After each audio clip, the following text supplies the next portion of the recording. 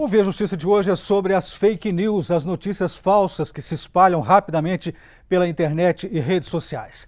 Nossos convidados, Diogo Cruvinel, diretor da Secretaria de Gestão da Informação e Atos Partidários do TRE de Minas Gerais, e Luiz Felipe Silva Freire, presidente da Comissão de Informática, Direito Eletrônico e Crimes Eletrônicos da OAB de Minas Gerais. Numa parceria da TV Assembleia com a AMAGES, a Associação dos Magistrados Mineiros, o Via Justiça está começando.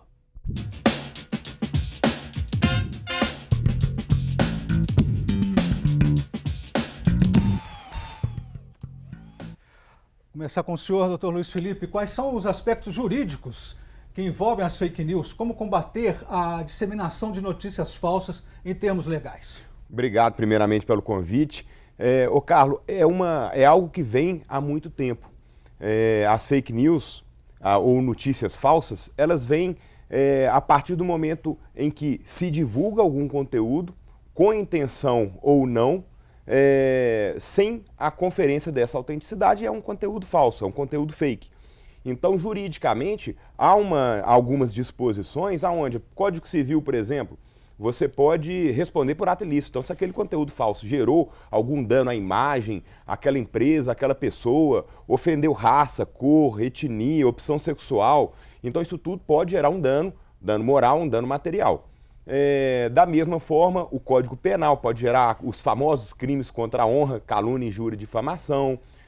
Tem a lei de concorrência, a lei de propriedade industrial com os crimes de concorrência desleal, aonde desviar a clientela, fazer uma alteração da imagem de um produto. Então, tudo isso pode ser caracterizado crime e gerar responsabilidade. Doutor Diogo, como situar a veiculação das fake news em face da liberdade de expressão garantida constitucionalmente? Muito obrigado inicialmente pelo convite. Bom, esse é o maior desafio, sim, tanto da legislação, não só no Brasil, mas outros países do mundo têm lidado com esse dilema entre restringir aquele direito de troca de informações entre os cidadãos inicialmente, porque é bom deixar claro, as fake news, elas não nasceram nas eleições dos Estados Unidos e depois naquele consulta do Brexit e na eleição da França. Isso é muito antigo. E não só no âmbito eleitoral. Então, existem divulgação de notícias falsas, por exemplo, para alterar a concorrência no mercado. Então, a gente sabe de casos de empresas que estão prestes a colocar ações na Bolsa de Valores, por exemplo, e nos dias que antecedem começam a divulgar matérias pagas como se fossem anúncios publicitários para tentar levantar ou dar uma ideia na população e nos investidores de que aquela empresa ela tem um capital, uma solidez maior. Isso, no âmbito das eleições, pode ter algum tipo de impacto na medida em que notícias falsas podem comprometer resultados de eleições, dependendo de como o eleitor encara essa notícia falsa. Uma informação para você, telespectador, o doutor Diogo é também cientista político e professor eleitoral. Doutor Luiz Felipe, a próxima pergunta: o combate às fake news pode, de alguma forma, tolher a liberdade de expressão ou de informação? Carlos, na minha opinião, não.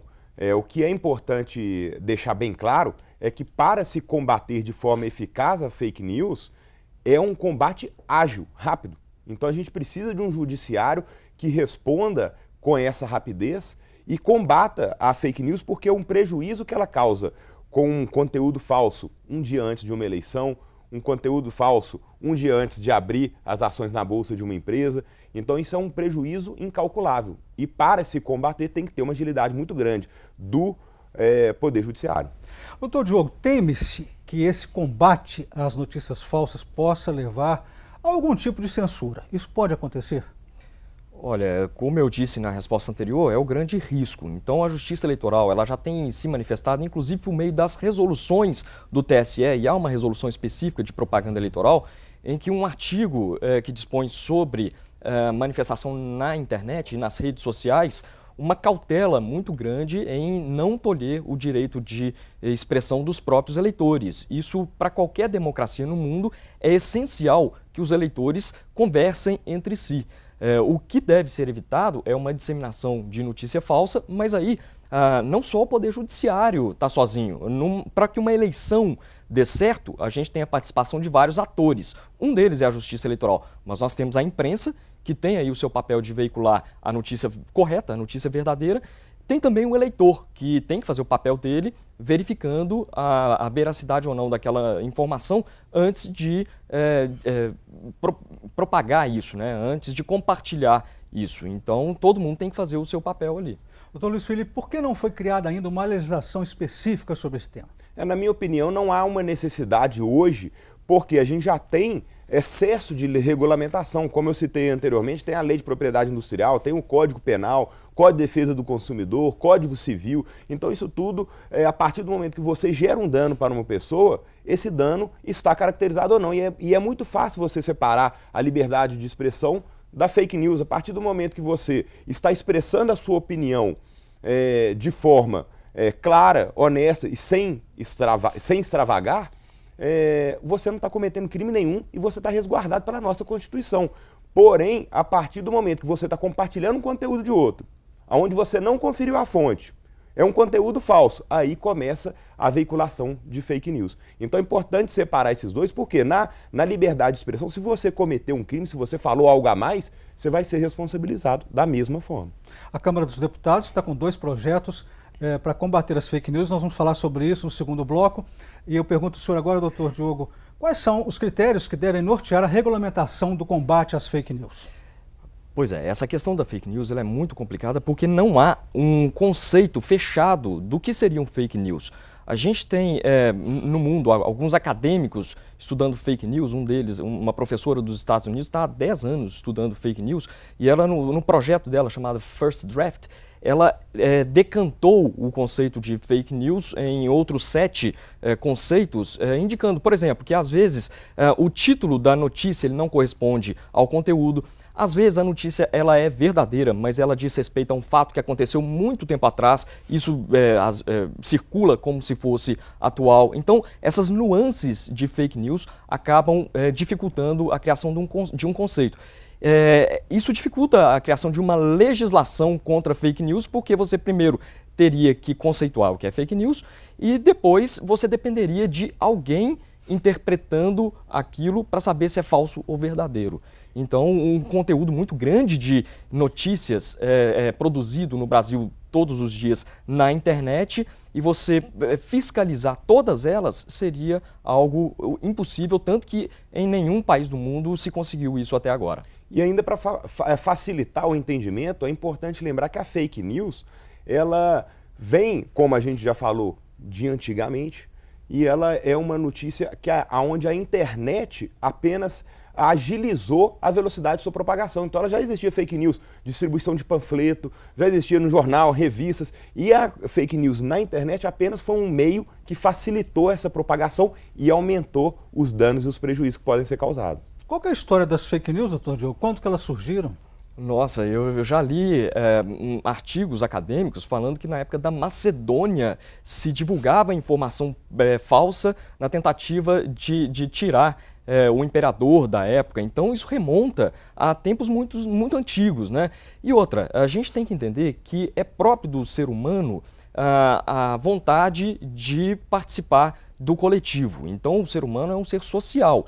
E às vezes, para aumentar essa aceitação na sociedade na qual ele está inserido, ele acaba trazendo uma notícia com uma coloração, às vezes que não é a mais correta, de forma a chamar a atenção dos demais. E isso é usado não só na publicidade, como no próprio jornalismo. A gente vê a evolução de panfletos sensacionalistas que começaram em outros países e hoje já temos aqui no Brasil, que exploram muito essa sensação das pessoas, essa atração das pessoas por uma notícia ou de uma tragédia, né, ou de que envolve futebol, por exemplo, notícias esportivas, né? Então esses apelos ao emocional eles acabam criando uma atração maior. E é por isso, na minha opinião, que as pessoas, num contexto de redes sociais, acabam veiculando notícias que nem sempre são verdadeiras. O Via Justiça faz agora um rápido intervalo e nós voltamos em instantes.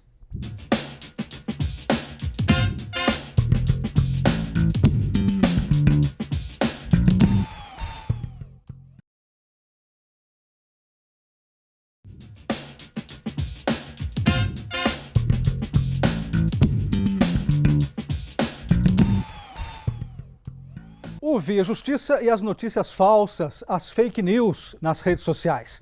Participam do programa Diogo Cruvinel, diretor da Secretaria de Gestão da Informação e Atos Partidários do TRE de Minas Gerais, e o advogado Luiz Felipe Silva Freire, presidente da Comissão de Informática, Direito Eletrônico e Crimes Eletrônicos da OAB de Minas Gerais.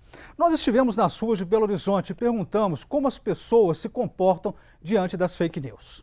Sempre vejo algumas notícias na rede social que às vezes está na cara que é falsa, né?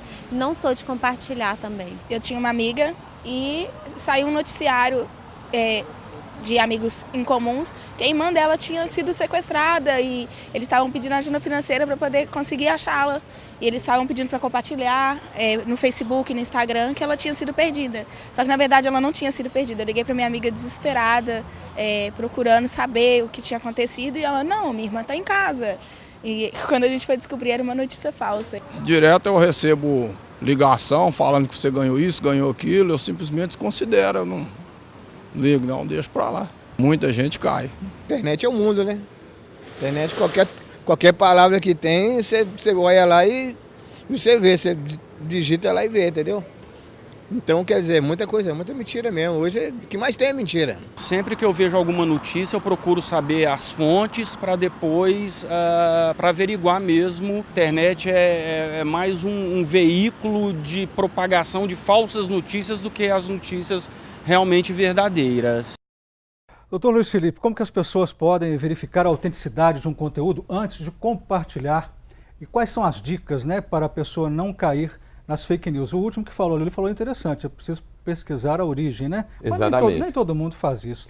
A agilidade das próprias mídias sociais, Carlos, ela dificulta isso. Então você recebe uma mensagem, o tempo que você gasta para entrar num site, jogar no Google, entrar num jornal de grande circulação, numa revista que você tem conhecimento, num instituto que tem a frase daquele escritor, daquele filósofo, enfim, até você fazer isso tudo, às vezes já perdeu e a mensagem já foi compartilhada por outras pessoas. Então, nessa ânsia de compartilhar esse conhecimento de forma rápida, de impactar os grupos, de se mostrar portador daquela informação, daquela novidade, é que as pessoas começam a compartilhar sem conferir a fonte. Gostaria da visão do senhor sobre a fala popular, doutor Diogo, e aproveito e pergunto para o senhor, por que as fake news geram credibilidade? Bom, eu discordo. Eu não sei se fake news geram credibilidade, né? Pelo que eu tenho lido aí, a gente precisa entender fake news primeiro como sendo a news. Então, para que ela seja considerada uma notícia falsa, é preciso antes que ela seja uma notícia e não simplesmente uma mensagem trocada por WhatsApp ou nos grupos de rede social. Então, essa questão da credibilidade, isso é muito sério, porque as pessoas hoje nas redes sociais, elas vão criando os seus filtros de compartilhamento, elas vão aceitando fazer parte da rede de outras pessoas que pensam como ela e assim formando as suas bolhas de atuação.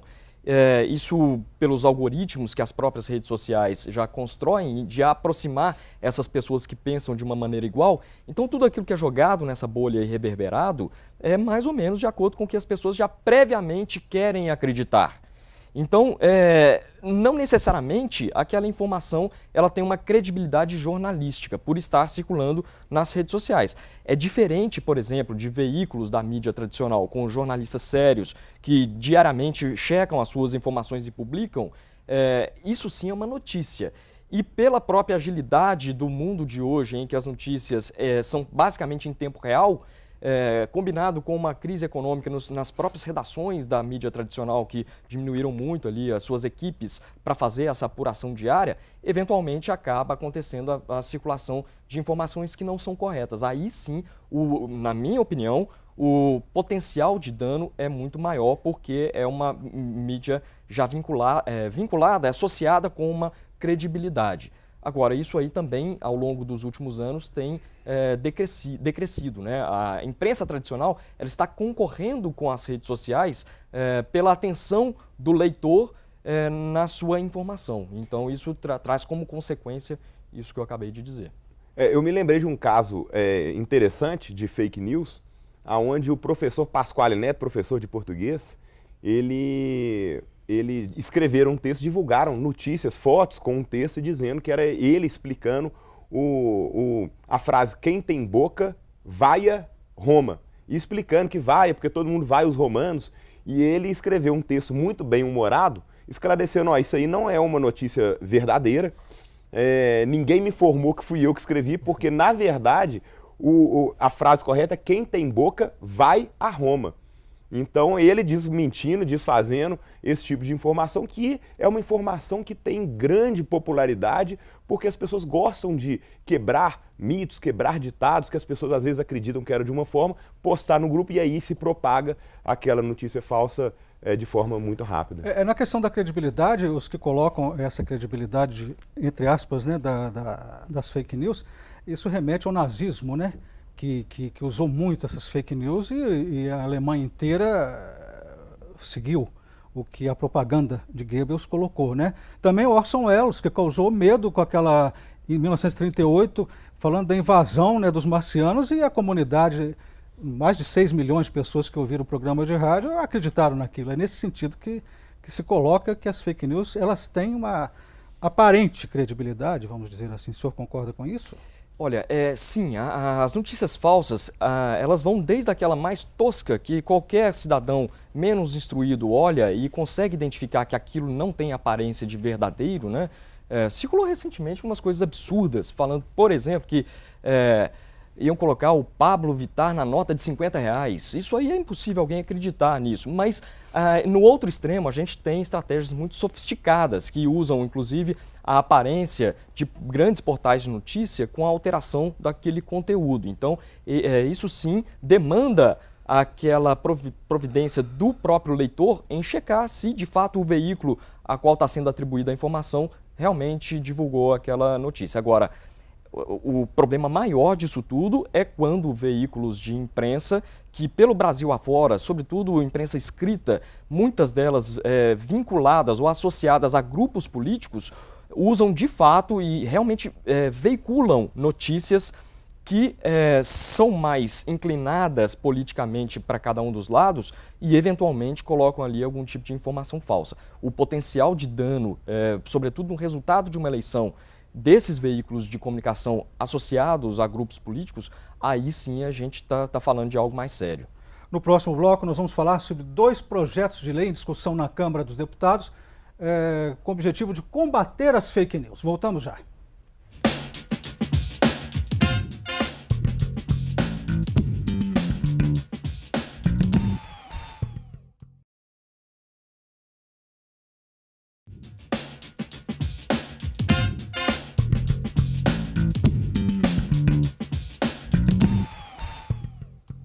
O Via Justiça e as notícias falsas nas redes sociais. Participando do programa, Diogo Cruvinel, diretor da Secretaria de Gestão da Informação e Atos Partidários do TRE de Minas Gerais, e o advogado Luiz Felipe Silva Freire, presidente da Comissão de Informática, Direito Eletrônico e Crimes Eletrônicos da OAB de Minas Gerais. Na Câmara dos Deputados, 2 projetos de lei em discussão sobre como combater as fake news. O projeto de lei 7.604 e o projeto de lei 6.812. Como o senhor vê esses projetos, como estão colocados? Bom, o primeiro deles diz respeito a uma multa milionária para redes sociais, para provedores de conteúdo em redes sociais que veicularem fake news. Um verdadeiro absurdo. Primeiro, é uma tentativa, mais uma vez, o Estado interferindo na iniciativa privada e criando dificuldades, criando situações que são completamente desestimuladoras para a livre iniciativa. E, em segundo lugar, porque fere a nossa Constituição, a partir do momento que impõe uma censura prévia. Se aquela rede social tiver que fiscalizar o conteúdo que eu estou postando na minha página, que você, Carlos, que o Diogo está postando, antes dele ser veiculado, isso caracteriza uma censura prévia que é vedada pela nossa Constituição. Então, ainda que esteja na justificativa desse projeto de lei, citando legislação de outros países, na Alemanha, enfim, que fizeram a mesma coisa, isso não significa, isso não traz legitimidade nenhuma. Um projeto totalmente fora da realidade econômica e jurídica do nosso país. E como que o senhor vê esses 2 projetos, doutor Diogo? Eu entendo que não só é um absurdo, concordo com o doutor Luiz, mas eu acho que seria ineficiente. Eu estou olhando pelo outro lado, né, da eficácia das medidas. Não basta você criar uma lei para dizer que vai sumir do mundo a circulação de notícias falsas e menos ainda atribuir multas milionárias aos provedores de conteúdo. Eu tenho para mim que notícias falsas se combate é com notícia verdadeira e não cerceando o direito das pessoas trocarem informações ou dos veículos de comunicação de comunicarem. Claro que se for uma notícia que seja ofensiva à honra de alguém ou então que tenha desdobramentos na área até criminal da ofensa, da injúria, da calúnia ou da difamação, devem ser tomadas medidas sim nessa área penal. Mas o mais eficiente, na minha opinião, é que, por exemplo, partidos políticos e candidatos disponibilizem nas suas próprias páginas esclarecimentos e notícias verdadeiras para combater eventualmente alguma corrente de notícia falsa. Encarceramento é a solução adequada para quem pratica fake news, doutor Luiz Felipe? Na minha opinião, mais do que isso, é necessária a punição, seja uma multa, seja um encarceramento, conforme a nossa legislação prevê. Então, se vai ter uma punição, a pessoa não é réu primário mais, teve uma condenação de 6 anos, de 7 anos, vai para o encarceramento. Agora, se é um crime de menor potencial ofensivo, foi uma indenização por danos morais, vai pagar ali uma multa de R$1.000, R$2.000, de R$5.000. O que é importante é a agilidade na busca pela verdade, com iniciativas como essa que o Dr. Diogo muito bem citou, de deixar esclarecimentos no site, empresas que se sentirem prejudicadas, esclarece no site, estão veiculando e-mails, estão veiculando fotos, mensagens, o esclarecimento. Doutor Diogo, o senhor já falou aí que a Justiça Eleitoral está preocupada com as fake news, né? E até que ponto a disputa política no Brasil pode ser influenciada este ano pelas fake news? Como que a Justiça Eleitoral pretende combater isso nas eleições de 2018? Bom, a Justiça Eleitoral, assim como em anos anteriores, recebe notícias, denúncias de propagandas irregulares e dentre essas propagandas irregulares pode, dependendo da situação, ser classificada também uma notícia falsa. A partir disso, nós temos mecanismos do exercício do poder de polícia, mas aqueles atores que se sentirem prejudicados, eles podem entrar com uma ação também perante a Justiça Eleitoral para tanto remover o conteúdo falso, quanto aplicar algum tipo de penalidade aos responsáveis pela veiculação desse conteúdo. Então, só voltando a uma questão do bloco anterior, por que a legislação eleitoral não tipifica claramente a fake news? Eu entendo que é desnecessário porque a própria legislação eleitoral já dá conta das consequências da fake news. Então, se conceituar fake news já seria um problema para você tipificar, eu vejo como desnecessário porque os desdobramentos e as consequências daquelas fake news, elas já estão previstas na legislação tanto penal, quanto civil, quanto eleitoral também. Então, não vejo por que trazer algo mais especificamente sobre isso. A gente está chegando ao final do programa, vamos para as considerações finais. Doutor Luiz Felipe, quem foi vítima de fake news, o que faz em termos legais? Fora do âmbito da legislação eleitoral, porque ela já foi objeto da fala do Dr. Diogo, que foi muito bem esclarecido.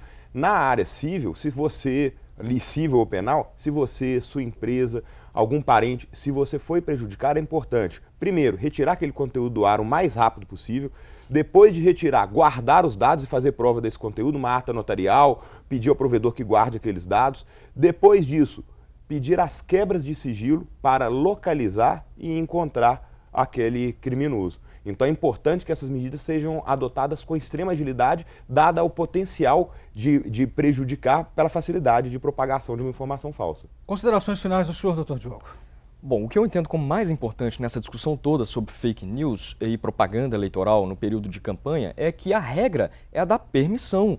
E eu entendo que para qualquer país democrático do mundo é essencial que as pessoas conversem, ainda que para falar sobre fatos negativos, não fatos inverídicos. Mas o próprio fato inverídico, ele estimula as pessoas a correrem atrás da informação verdadeira. Então, a gente não pode criar um estado permanente de paranoia, de achar que qualquer informação que está sendo veiculada ela é incorreta ou inverídica e, portanto, demandaria uma atuação da justiça como um todo, não só a justiça eleitoral. Então, as pessoas têm que entender que para uma eleição dar certo é essencial que as pessoas conversem entre si. Se você identificou uma notícia falsa, vá atrás da notícia verdadeira e devolva para a pessoa que te mandou aquela notícia falsa a explicação. Muito obrigado aos senhores pelas participações. O Via Justiça de hoje termina aqui. Nós conversamos com Diogo Cruvinel, diretor da Secretaria de Gestão da Informação e Atos Partidários do TRE de Minas Gerais, e o advogado Luiz Felipe Silva Freire, presidente da Comissão de Informática, Direito Eletrônico e Crimes Eletrônicos da OAB de Minas Gerais. Fale conosco pelo e-mail viajustiça@magis.com.br e até o nosso próximo encontro.